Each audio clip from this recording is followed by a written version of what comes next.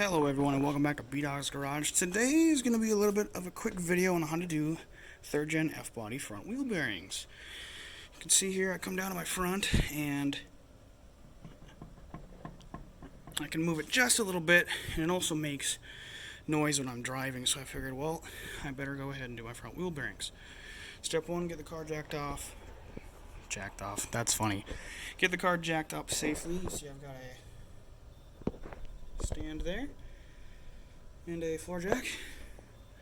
Take your front wheel off, and then step 2 is going to be to take this dust cover off. Get a flat bladed screwdriver in this little groove right here and just kind of give it a tap tap tap. It should pry off.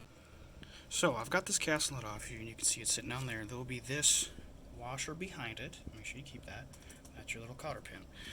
This I could almost turn off by hand. I literally took a little adjustable wrench and just turned it right off. This is one of the bearings right here. There's an inner and an outer. You'll see this is all covered in grease. You will need to pick up some wheel bearing grease, high temperature driveline grease, something like that should work. But you get about this far, and then you're going to have to go ahead and take off the calipers. Now, I am replacing my front rotors, my front wheel bearings, and my pads because we are actually taking this thing racing. If you haven't seen any other videos, I'm taking this car to do a track day up at a local track that I live by.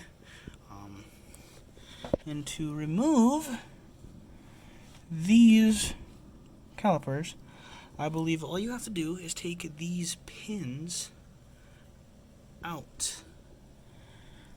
You can see them. Aha. So much like, I believe they're like the CK trucks.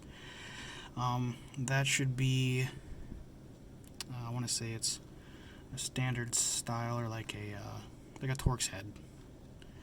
So once you slide or undo those two, this should all come apart.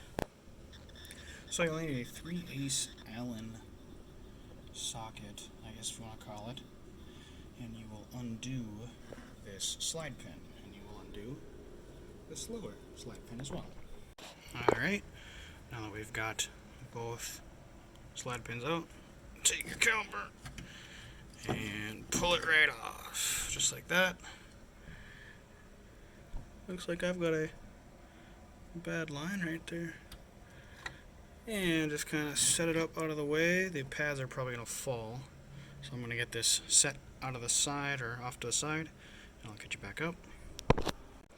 And if you forgot how the pads go in here, this outer one just kind of hooks in. Whoops. This outer one just kind of hooks in here and hooks in right there. And then there's the squeaker bar, I guess. And they'll probably end up just falling right out unless you've got some really old brakes. These ones I did a couple years ago. Probably only have 20,000 miles, 30,000 miles on these brakes. But they should just slide or fall right out. And so I've just got it laid on the lower control arm, and it's actually just sitting right here. This is a little protective piece right here for the line. But then, essentially how this is designed is there is a bearing here, there's a bearing on the back side, and there's also an oil seal. You'll want to get all 3 of those pieces when you get a new kit, like you can see back there. But there'll probably be a little bit of friction to this, so you're probably going to have to give it a good yank, and it should kind of just right off. Okay, and you can see we've pulled the rotor off, and I can show you the back side here. So that little red piece right there is the oil seal, and that kind of keeps the grease intact. You can see my it literally just fell out. So that one bearing, that's actually some really nice grease in there. I'm probably going to end up using that again because that's really clean. And the stuff that I have is high temperature driveline grease. This is actual wheel bearing grease. Usually wheel bearing grease will be red. The high temperature grease I have is black. But either or probably works. You can see right here, this is the race that the bearing sits on. Usually when you buy new rotors, the race is pre-installed. If it is not, you will have to drive that in with a some sort of rounded socket, like a really big pipe or something like that, really softly with a rubber mallet should do the trick. Now if you look on the back side here, we have our other bearing sitting back in there. You can see there he is.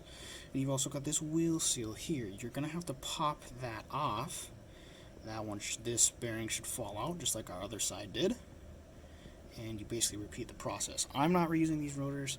I have brand new drilled and slotted rotors since I am going to a track day, and I've got new bearings and everything, and my rotors have the races pre-installed. So let's get this all apart and switch over to the new rotors, and I'll show you how to put all that together. So this is the part that gets a little bit messy. You have to pack these bearings, and you'll see this one is the outer one, or the one closest to the inside of the spindle here. You'll see all I did was take the old wheel bearing grease and spread it across the spindle. This is the race, and usually this will come with your new bearings, but you'll see in this one they're already pounded in. If they weren't pounded in, I would have to take this and drive that into the rotor. Luckily, I don't have to do that. Make sure if you get rotors, 99% of the time they come pre-installed. But you need to pack wheel bearings. If you never packed wheel bearings before, it gets kind of messy. Essentially what you have to do is you take your bearing and you're going to get your palm full of grease, and you are going to scoop it into your palm, kind of like that, drive it into the bearing, and make sure you get everything nice and filled. That grease is what keeps the temperature down, keeps this all lubed up.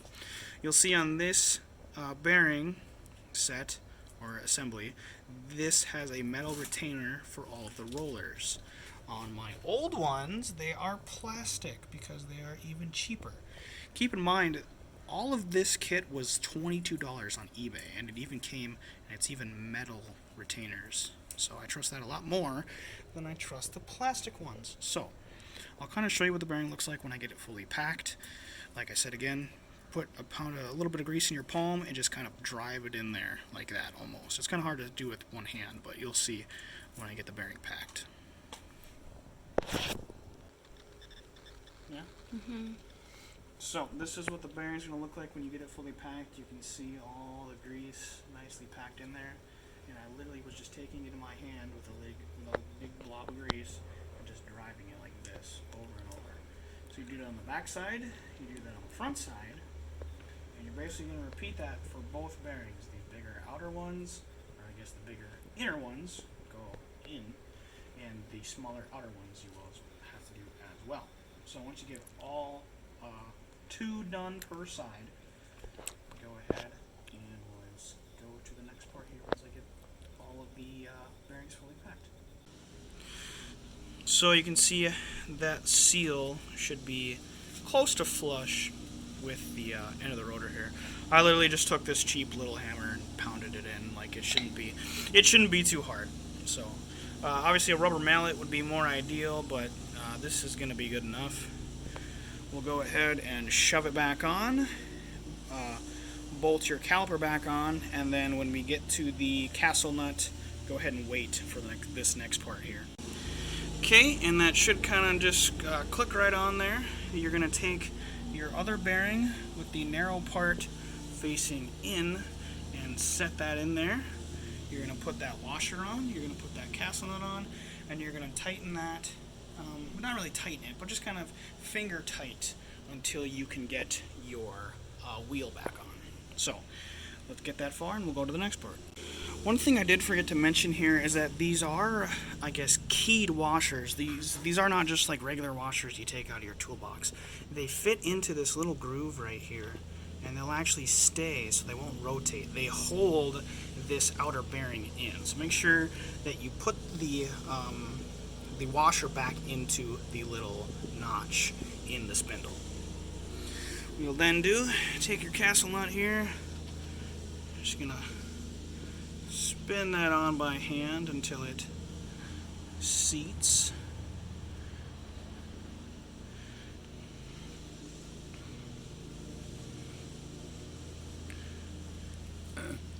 Basically just hand snug, just like that. That's all you're gonna need. What I would do is I'd put your caliper back on and put your pads back on. You're gonna put new pads in if you're gonna do that. And get your wheel on so that you have something to rotate really easily. I'll show you this in the next part when I get it all set. But this should spin nice and easily and shouldn't drag too much. If it drags a lot, you've got this castle nut too tight, and you need to back it off until the next notch is available. So the hole is sitting right about here. So when I get this all put together, I'm probably going to have to back it off just enough, and then put my cotter pin in. So once I get everything bolted back up here, I will show you guys that. I'm not going to show the pads because they're pretty simple. This side will actually click into the cylinder or the piston, and then this will just kind of rest on the outside like I showed you. Pretty simple, pretty straightforward. Shouldn't be too complicated. So let's go to the next part. And so I guess you can also kind of gauge it with the rotor off, but you'll see I have that just like it was. It should spin pretty, that's pretty simple. That's pretty good. If I back this off a little bit more so that it's loose, it really spins. But you're going to have play in that, so, and that's going to wear out your bearings. So, finger snug. That's probably good. Now you don't want to go forward to find the castle indent. You want to go backwards to find the castle indent. So, I know it's kind of hard to see here. Let's see if I can turn on a light for you guys, which it doesn't look like I can. Anyway, hopefully this is enough lighting, but you're going to see that I don't have a hole available to me. The hole is usually in the top here. So what I'm going to do is I'm going to go back. Let's see if I can find it here. I really want to get a light on this so that I can. Let's get a little bit of better lighting, and then I'll show you guys. All right, so I've got the light on here now, so you guys can really see what I'm doing in here. So we're gonna go, and it looks like that must be our hole. So we were tight, and we just quite couldn't get there with this guy. So what we're gonna do, back it off. There's our hole. Take our, greasy cotter pin, or a new one if you have that. Slide it down in there. You might have to tap it with a hammer too. Should slide in there. Kind of got stuck here. Let me see.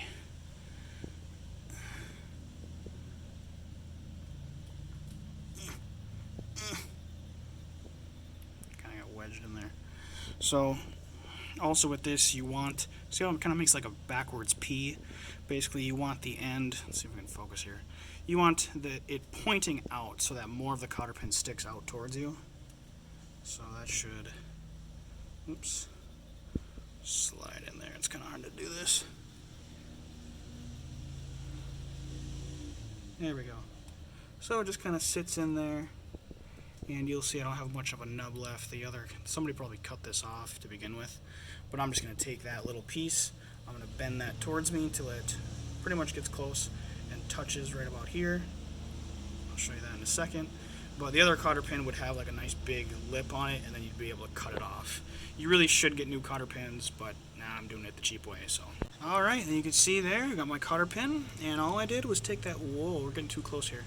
Sorry about the shaky cam here, but if you can see that right where my finger is, that is the edge of our cotter pin.